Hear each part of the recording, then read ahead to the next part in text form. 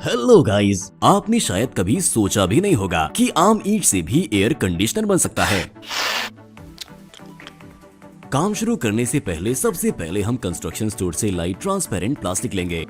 अब हम इसमें से कुछ टुकड़े काट लेंगे, जिसको जोड़ने पर हमें कुछ ऐसा बॉक्स देखने को मिलेगा। सबसे जरूरी चीज है कि ईंट इसमें फिट होनी चाहिए। टेप की मदद से हम सारे टुकड़ों को आपस में जोड़ेंगे, जिससे ये अलग ना हो पाए।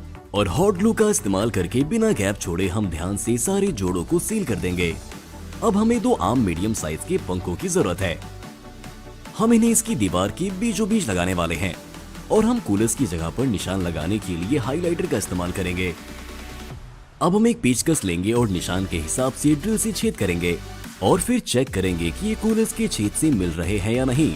इसके बाद हमने छोटे बोल्ट्स लिए, उन्हें बॉक्स में लगाया और फिर उनके ऊपर कूलर्स को रखकर इन सभी चीजों को नट से जोड़ दिया।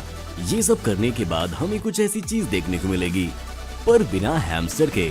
अब हमें कूलर्स के लिए पावर सप्लाई का इंतजाम करना होगा, जिसके लिए हम एक बटन लेंगे और कूलर्स के लाल तार को उससे जोड़ देंगे। इसके बाद हमने रेडियो स्टोर से एक सॉकेट लिया, जिसमें 12 वोल्ट की पावर सप्लाई फिट हो जाएगी। फिर हमने लाल तार को बटन से और कूलर्स के नेगेटिव तार को सॉकेट से जोड़ दिया और इन सबको हमारे प्रोडक्ट के केस पर फिट कर दिया। इसके बाद हम पावर कनेक्ट करेंगे और चेक करेंगे कि ये ठीक से काम कर रहा है या नहीं। सब कुछ अच्छे से काम कर रहा है।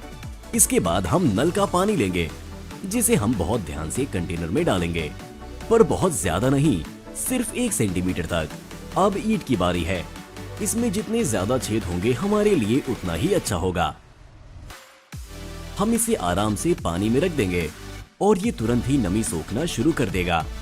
थोड़ी देर में ही ये पूरी तरह से गीला हो जाएगा।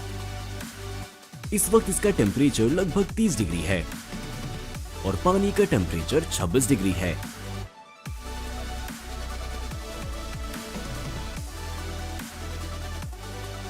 इसे जल्दी से गीला करने के लिए हमने इस पर सिरिंज से पानी डाला और तभी यहाँ पर हमारी असिस्टेंट आ गई, जिन्हें ऐसी अजीब चीजों में बहुत दिलचस्पी रहती है।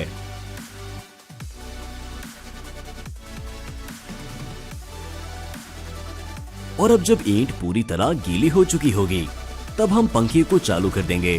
सोचिए हमें कितनी हैरानी हुई होगी जब कुछ ही मिनटों में ईंट का टेम्परेचर 17 डिग्री तक पहुंच गया और फिर थोड़ी ही देर में 13 डिग्री तक पहुंच गया। रंगीन लाइट के साथ हमारा एयर कंडीशनर और भी अच्छा लग रहा है। ईंट काफी ठंडी हो गई थी, जिसके साथ ही ये इससे आने वाली हवा को भी लगातार ठंडा कर रही थी। आप सोच रहे होंगे इससे ठंडी हवा कैसे आ रही है।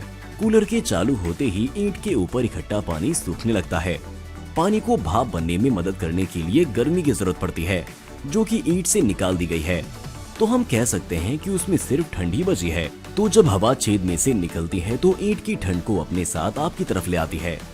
तो ये था इसे बनाने का तरीका। बेशक हम रेडीमेड केस लेकर इसे और आसानी से बना सकते थे, पर हम इसे छोटा और खूबसूरत बनाना चाहते थे, इसीलिए हमने थोड़ा मुश्किल रास्ता चुना।